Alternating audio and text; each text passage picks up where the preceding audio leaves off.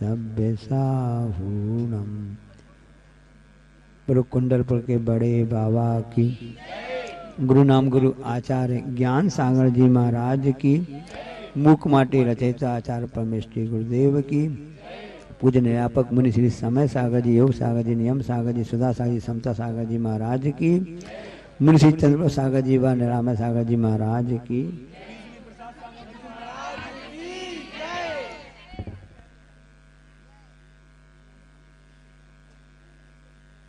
हूँ नहीं कृतज्ञ कभी मैं, जो है न मेरे गुण ग्रहण का भाव रहे, न दोषों पर जावे। तो दो चीजें हैं, एक कृतज्ञ और एक कृतज्ञ। हमारे ऊपर जिनका उपकार होता है उनके प्रति हम कृतज्ञता ज्ञापित करते हैं। माता हैं, पिता हैं, गुरुजन हैं, और भी जिन्होंने हमारी सहायता की है तन से, मन से, वचन से, कभी आड़े समय में उन्होंने हमारे लिए हेल्प की है, उनके लिए हम कृतज्ञता ज्ञापित करते हैं। ये मानवीय गुण कहलाता है। अब इस पंक्ति में कहा गया कि हूं नहीं कृतज्ञ कभी मैं, इसका उल्टा होता है कृतज्ञ।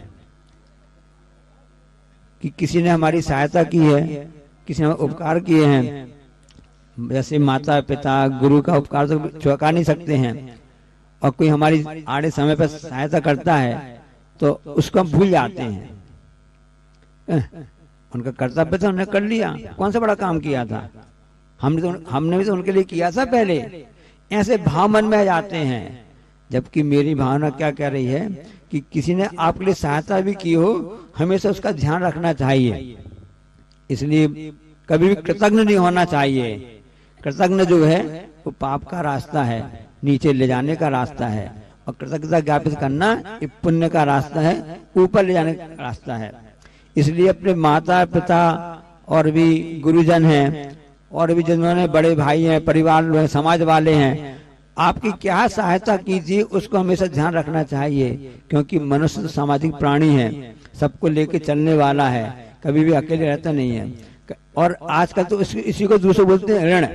हम उनका कभी ऋण चुका नहीं सकते, कहने बात है ना। आजकल तो ऐसा है कि ऋण पर ऋण लेते जा रहे हैं, चुकाने का मौका आता है तो चुनाव में कहते कि ऋण माफ कर दो।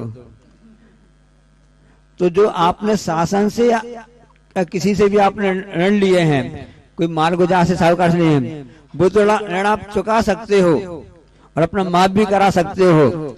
लेकिन जो गुरु ने उपकार किए हैं, जो माता ने उपकार किए हैं, जो पिता ने उपकार किए हैं, जो ऋण हमारे ऊपर है, उसको हम कभी भी इस जन्म में चुका नहीं सकते हैं। उनसे कभी भी ऋण मतलब उससे छूट नहीं सकते हैं। लेकिन एक लड़के ने कहा ऐसा कैसे सकता है, मैं तो बैंक का लोन ऋण उसको चुका दिया मैंने, और भी कई ऋण चुका दिए, और मौका आया तो मैं चुनाव में खड़ा हो गया तो मैंने सबका ऋण माफ करवा दिया, उसे मेरा भी ऋण माफ हो गया। माता पिता के, गुरु के उपकार ऋण को कभी भी चुका नहीं सकते हैं। अब उस व्यक्ति ने कहा कि ऐसा कैसे हो सकता है, जब मैंने बैंकों का ऋण चुका दिया है, मैं अपनी माँ का कर्ज भी चुका सकता हूँ। उसने माँ से कहा, माता आपको कितना कर्ज है? नहीं, कोई भी कर्ज नहीं है मेरे ऊपर, तो मैं आपका पूरा कर्ज चुका सकता हूँ, आप बताइए। अच्छा एक काम कर बेटा, तू चुका सकता है, ठीक है तू सो जा, अच्छा सो जा। अब माता ने क्या किया, उस बच्चे के बेटे के पलंग पर पानी डाल दिया। एक दिन हो गया, माँ को पता नहीं क्या हो गया, क्यों से हम बिस्तर गीले कर दिए हमारे। दूसरे दिन भी ऐसा हुआ, जब सोने को हुआ तो उसने फिर उस बिस्तर पर पानी डाल दिया। अब तीसरे दिन फिर हुआ तो फिर उसने ऐसा माने ऐसा कर दिया। अब बच्चे को चिड़चिड़ आ गई, गुस्सा भी आ गया, क्या माँ तुमने लगा रखा है, मुझे सोने भी नहीं देती हो तुम। आपने एक दिन कर दिया, 2 दिन कर दिया, 3 दिन कर दिया, बिस्तर गीला कर दिया, और तुम इसमें समझ नहीं रही हो।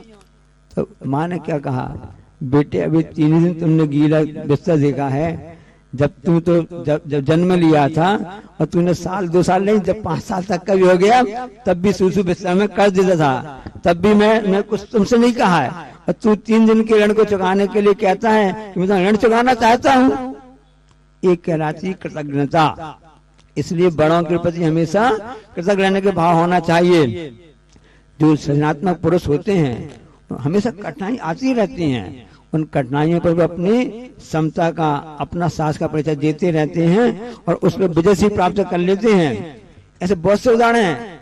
एक उदाहरण हमने पढ़ा था पुस्तक में, एक कार्ल मार्क्स हुआ, बहुत अच्छा राइटर हुआ, लेखक हुआ है, और जब उसके पुस्तक से कैपिटल नाम से विश्व प्रसिद्ध है, बहुत मतलब अच्छी सेलिंग उसकी खूबी है, तो उसे पसंद करते हैं। अब आपको बता दें, वो इतनी बड़ी पुस्तक के लेखक जो कार्ल मार्क्स हैं, उनको भी अंतिम समय में क्या दिक्कत जाती थी कि खाने को भोजन नहीं रहता था उनके लिए। ऐसे महान लेखक भी हुए हैं। ऐसे ग्राहम बेल जिन्होंने टेलीफोन की खोज की है, नाम सुना आपने ना? अब तो मोबाइल आ गया, हेलो हेलो जो करते हैं सब उसी की मतलब वरदान, उसका उसी की देन है। उसके साथ में ऐसा हुआ था कि उसने अपनी पूरी पूंजी लगा दी, अपने जितने उसके पास पैसे थे उस खोज में पूरी पूंजी लगा दी थी। ऐसे संघर्ष करके उन्होंने सृजनकार किए हैं, क्योंकि वो कृतज्ञता को जानते थे, समझ से करते थे। एक गोरकी एक करके एक अच्छा लेखक हुआ है, वो हमेशा लिखाई में मग्न रहता था और उसकी काफी पुस्तकें हैं। जब उसको भूख लगती थी तो कचड़े कूड़े के जो होते हैं ना, ढेर होते हैं, उसमें से जाकर के कुछ सामान बीन करके खा लेता था। लेकिन उसको लगन थी कि मुझको पुस्तकें लिखना है, ज्ञान अर्जन करना है। इस ढंग से जिन्होंने संघर्ष किया है उनकी आप कहानी पढ़ोगे, वह चाहे पुरुष हो, महापुरुष हो, नारी हो, इन सब के हम सभी पूरे प्रसंग तो हम इसलिए आपको बता रहे हैं ना कि आप लोग ज्यादा देखते रहते हैं। इसी प्रकार से हमारा आगम पूरा भरा पड़ा हुआ है कि जिन्होंने कैसे कैसे करके इसमें संघर्ष करके इस देश की रक्षा की है, धर्म की रक्षा की है, समाज की रक्षा की है। ऐसे अनेक मौके आए हैं जिन्होंने उनको हमेशा कहा है, क्योंकि उर्वर जो भूमि होती है जिसमें फसल पैदा होती, सब उसको चाहते हैं, नहीं चाहते ना? सूरजते उनको सभी लोग नमस्कार करते हैं, डूबते सूरज कोई भी नमस्कार नहीं करता है। अब मान लो कोई ऊसर भूमि है तो उसको कोई भी नमस्कार, उसको कोई भी नहीं चाहेगा, इसमें कोई भी उत्पन्न होगी नहीं, वस्तु उत्पन्न होगी नहीं। लेकिन जो साहसी पुरुष होते हैं वो ऊसर भूमि को भी उर्वरा भूमि बना देते हैं। वैसे जापान, चीन में, यहाँ भारत में, राजस्थान में भी ऐसे बहुत से स्थान हैं जहाँ पर किसानों ने अपनी मेहनत लगन करके भी उसको सफल बनाया है। आज सुबह आचार्य मानी को अच्छी पंक्ति आप हम याद दिलाई थी वैराग्य भावना की, वो आपको बता देते हैं कि बीज राख फल भोगे हो, ज्यों किसान त्यों चक्री न सुख करें, धर्म विसारे। जो समझदार व्यक्ति होता है, समझदार किसान होता है, वह क्या करता है, जो जिससे बीज उत्पन्न होते हैं, फसल उत्पन्न होती है, उन बीजों में सुरक्षा रखता है। वो बीज कौन से हैं? बीज संस्कार के हैं। जो संस्कार सुरक्षित रहेंगे तो हम अपने आप आगे फसल भी अच्छी होगी। किसी ने कहा ना, आपने सुना भी होगा ना कि जहाँ पानी नहीं बरसता वहाँ फसलें खराब हो जाती हैं, और जहाँ संस्कार नहीं होते वहाँ नस्लें खराब हो जाती हैं। इसलिए नस्लों को बचाने के लिए संस्कार आवश्यक हैं, फसल को बचाने के लिए बीज आवश्यक है, कि बीज के माध्यम से फसल आगे हम सबके लिए अन्न धान प्रदान करेगी, जो हम सबके लिए पेट भरने काम करेगी। इसलिए बीज को रखो, जो भी आपके संस्कार शिक्षा प्राप्त हुई है। और आपको बता दें, शिक्षा को लेकर के पुस्तक है भारतीय शिक्षा के मूल तत्व है, जिसके लिए लज्जा राम तोमर हैं। और जब 10 साल पहले आचार्य कर कमलों की पुस्तक पहुंची, आचार्य उस पुस्तक के लिए अध्ययन किया, और इतनी अच्छी पुस्तक है कि शिक्षा कैसी होना चाहिए, किस प्रकार की होनी चाहिए, क्योंकि वर्तमान में जो शिक्षा है वह निष्पक्ष समझ में आ रही है। इसलिए शिक्षा को सफल बनाना है, इस पुस्तक का अध्ययन करना पड़ेगा, समझना पड़ेगा कि हमारे पूर्व के संस्कार कैसे थे, हमें पूर्वजों ने किस ढंग से हमको शिक्षा के संस्कार दिए थे और किस ढंग से हमको आगे बढ़ाया था। उसी का ही परिणाम है कि हम इस धर्म के मार्ग में लगे हुए हैं। तो उस ऊसर भूमि को उपजाऊ कैसे बनाना है, ये सब इन सब के माध्यम से हमको पता चलता है। एक प्रसंग याद आ रहा है कि सब जानते हैं कि वैदिक धर्म में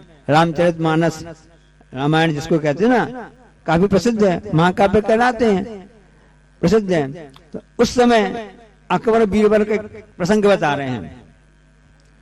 तो उस समय अकबर ने कहा, बीरबल तुम तो हिंदू हो, और हिंदू में बहुत बड़ा प्रसिद्ध ग्रंथ है जिसको रामचरितमानस बोलते हैं, रामायण बोलते हैं, हिंदी में रामायण बोलते हैं ना। तो ऐसा हमारे कोई ग्रंथ हमारे इसमें नहीं है, इतना प्रसिद्ध नहीं है। तुम एक काम करो बीरबल, तुम मेरे नाम पर एक महाग्रंथ लिखो, महाकाव्य लिखो, और उसका नाम क्या देना? उसका नाम अकबर ने कहा अकबर रामायण लिख देना, अकबर नामा लिख देना, ताकि लोग जैसे रामायण प्रसिद्ध है ऐसे हमारा नाम भी प्रसिद्ध आवेगा, क्योंकि सबको प्रसिद्ध की भूख रहती है।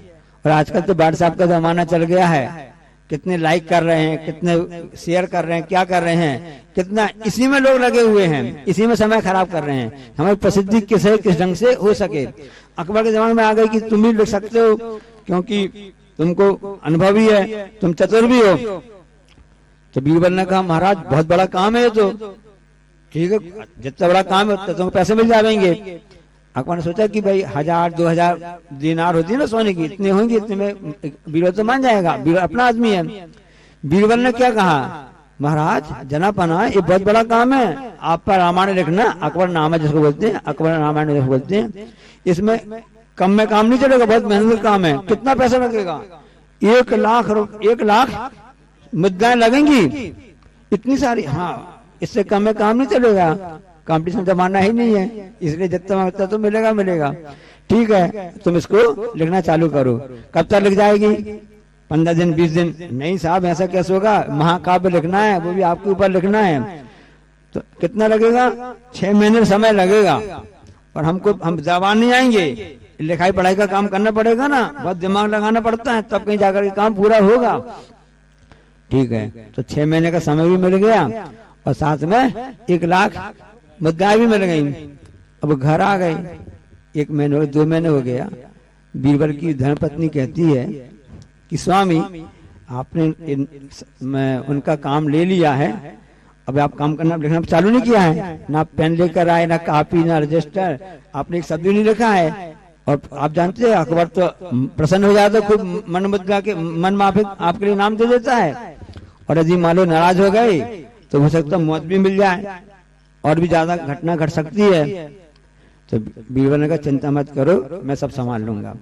अब ऐसे कहते 5.5 महीने हो गए, 5.25 महीने हो गए। कई लोग कहते हैं ना बहुत चौका लग रहा है, इतने दिन हो गया चाचरी, अभी तक हार नहीं हुए, इतने हार नहीं हुए ना, ऐसे गिनती करते रहते हैं। अब पत्नी गिनती कर रही है कि इतने दिन हो गए, इतने दिन हो गए। अब 6 महीने में 1 दिन बचा, अब कुछ भी नहीं हुआ। पत्नी बड़ी चिंता कर रही है, अब क्या होगा, अब क्या होगा, अब तो अकबर की नाराजगी का सामना करना पड़ेगा, अब कुछ भी घटना घट सकती है। बीरबल समझा कि चिंता मत करो, हम सब संभाल लेंगे। अब जब 6 महीने में 1 दिन कम था तो खबर भेजी अकबर ने, भाई जो पुस्तक आप हमारा जो ग्रंथ तैयार हो गया है उसकी प्रति भी लेकर के आ जाओ, उसका विमोचन समारोह कर दें, सभी लोग यहाँ बैठे हुए हैं, सबको पता चल जाएगा कि अकबर नामा कैसे लिखा गया है, अकबर रामायण कैसे लिखी गई है, पता चल जाएगा। तो ठीक आ रहे अब खाली हाथ आ गया। अब अकबर सोचा कि हमारी पुस्तक लेके आ रहा होगा, उसका विमोचन कर सब करेंगे। अब उसने कहा बीरबल कहाँ है, पुस्तक लाओ। सब ला रहे हैं, लेकिन पहले एक समस्या आ गई है। क्या समस्या आ गई है? तुमने जितने पैसे मांगे थे उतने, हमने 1 लाख रुपए, आप 1 लाख रुपए स्वर्ण मुद्राएं आप सब दे दिए हैं। 6 महीने समय मांगा तो पूरा 6 महीने हमने पूरा समय भी दे दिया है, तुम एक भी दिन इस दरबार में किसी काम के लिए नहीं आए हो, अब क्या समस्या आ रही है? तो बीरबल ने कहा कि रामायण में प्रसंग आता है कि रामचंद्र जी की धर्मपत्नी जो थी सीता थी, उसका हरण उसको चुरा करके एक व्यक्ति ले गया था, वो रावण ले गया था। अब यहाँ पे गाड़ी रुक गई है, अकबर जनापन है, आपकी जो बेगम साहिबा है उसको कौन छुड़ा के ले गया, कुल कर लिया। एक क्या बोलते हो, मेरी बेगम को आंख भी उड़ा के नहीं सकता है, कोई इसको कैसे हाथ लगा सकता है, देख नहीं सकता, हाथों की बात ही दूर हो गई।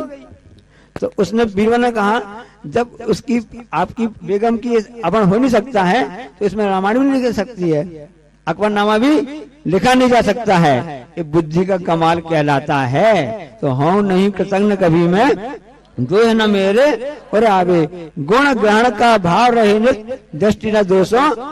एक प्रसंग इसमें आपको एक कथानक प्रसंग जो है काल्पनिक लग सकता है, लेकिन बात समझाने के लिए हमने इसका सहारा लिया है। इसलिए हमेशा अपने माता पिताओं का, गुरुओं का, बड़ों का सम्मान करना चाहिए। उनका कर्ज भी हम कभी चुका नहीं सकते हैं, हमेशा उनके प्रति कृतज्ञता ज्ञापन करते रहना चाहिए।